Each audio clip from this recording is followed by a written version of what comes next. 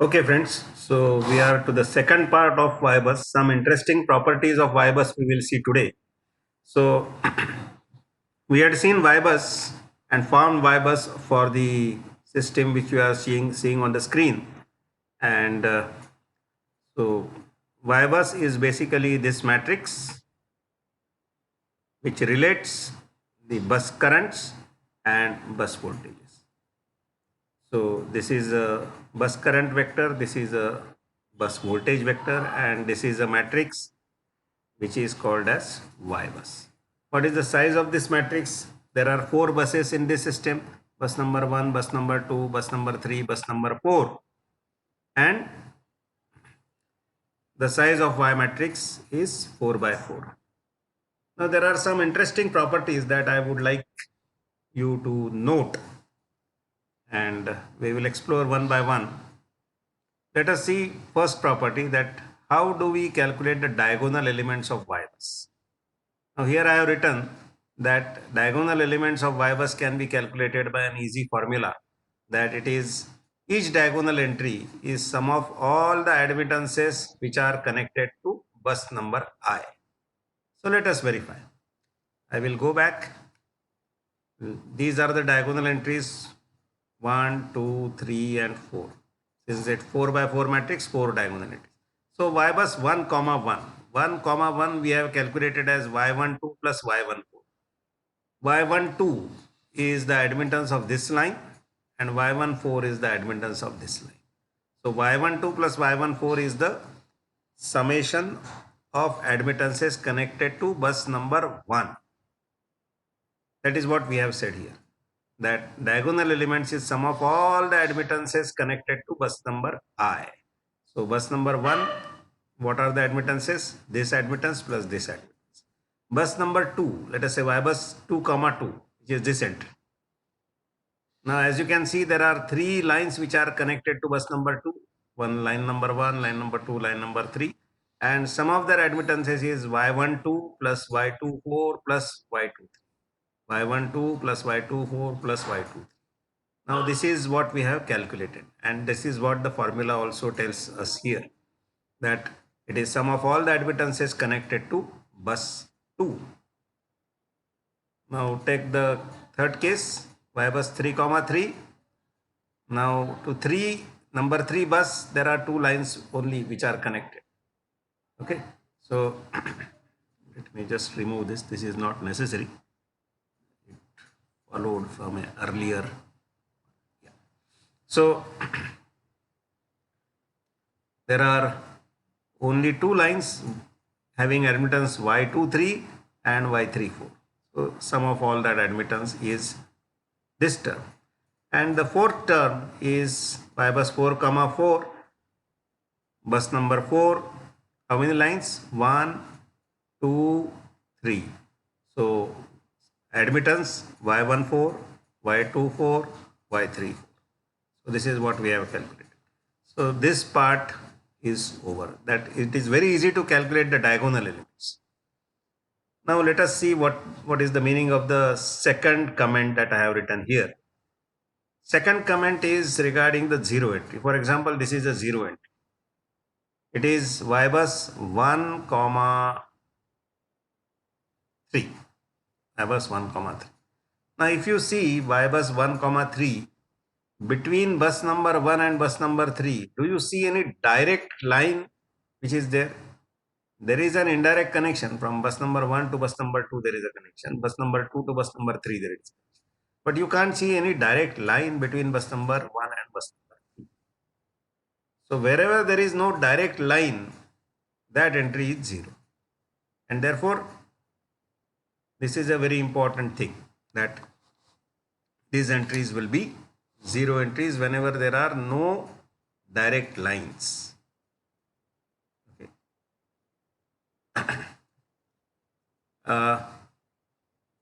Let me also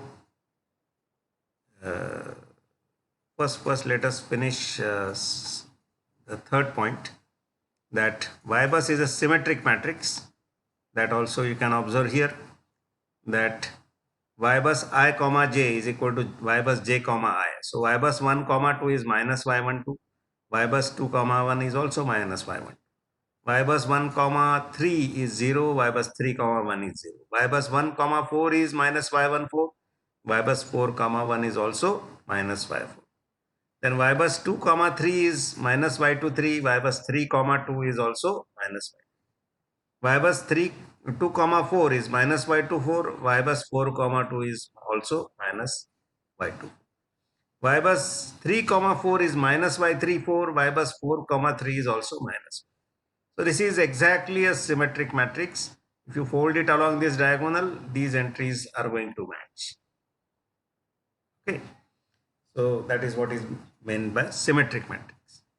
So this is the one more property.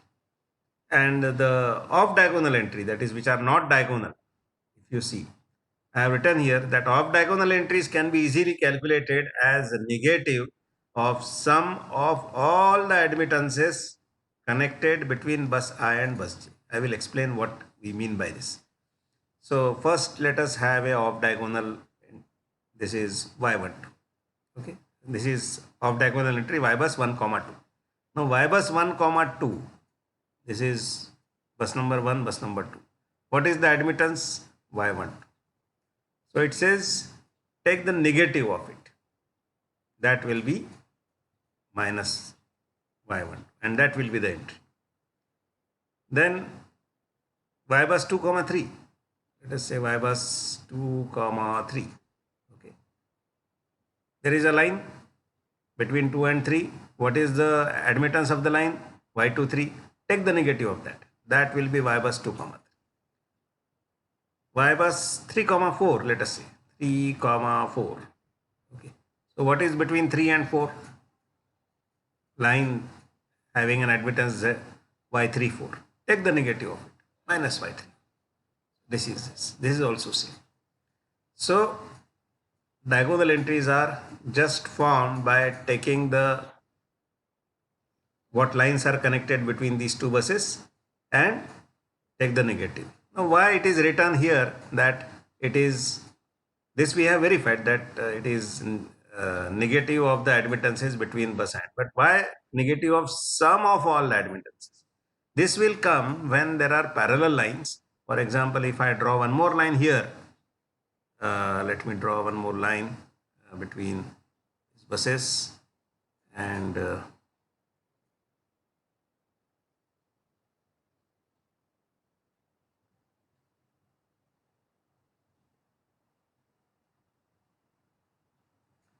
if this line has z, sorry, right, this is z341. So in which case, what will be y bus 3 comma 4? There are two lines. So admittance is y34 plus y341. This admittance plus this admittance. These two, sum them up and then take the negative value. That is what is the meaning of this sentence.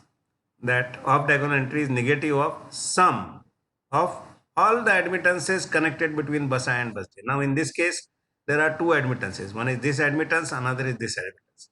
So take the sum and then just attach a negative sign, and that is the y bus 3 comma 4. That's all.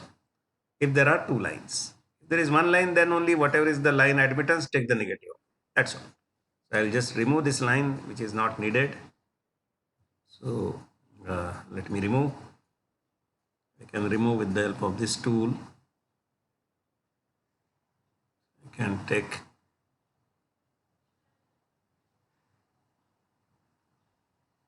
this out with the help of this tool.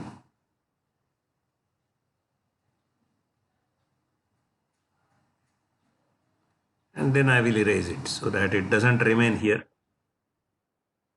So and then I will also erase this. So this is our original system. Now I will explain this point further a little bit more, that how this is an interesting point. Now in this case, particular case, you are seeing just one zero entry, right? Just one zero entry. Out of 16 entries, just these two entries are 0.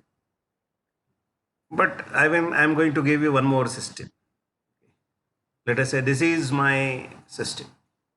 This is generally the case. Then this is the generator, then this is the transformer, then a transmission line, again a transmission line, again a transmission line. From here there are further branches.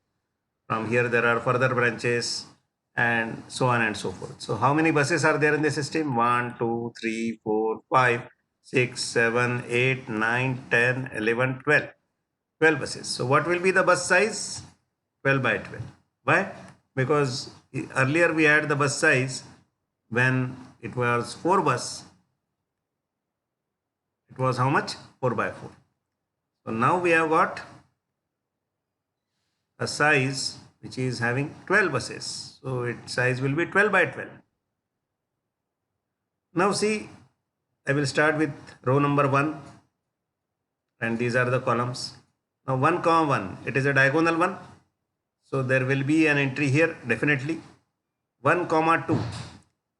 Is there a connection between 1 and 2? Yes, there is a connection. This transformer is there. So minus of this admittance of this transformer will be the entry here. 1, 3. Is there any direct connection between 1 and 3? There is indirect from 1 to 2, 2 to 3, but there is no direct connection. So this entry will be 0. 1 to 4, there is no direct connection. 1 to 5, no direct connection. So 1 to 6, no direct connection. 1 to 7, so except these two, there are no direct connections. Then take the second row, 2 to 1, of course there is one connection, 2 to 1. 2 to 2 is anyway diagonal element, so it will be a non-zero element. All the diagonal elements will have some entries, right? Then 2 to 3, yes, there is a connection. 2 to 4, there is no connection.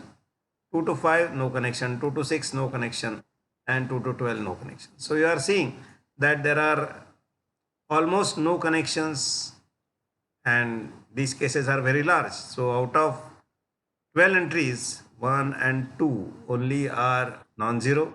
Here out of 12, only 3 are non-zero. So most of the entries are 0. And that is why the matrix is called as a sparse matrix. So since a bus is directly connected with very few other buses, most of the entries of Y bus will be 0. So generally a bus has got connection with maximum 4 to 5 other buses. So in a row, I can say, in a row,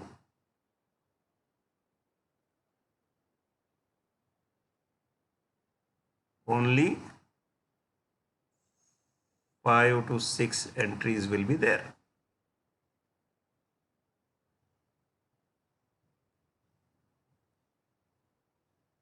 All the other entries, 5 to 6 non-zero entries, okay, which are non-zero.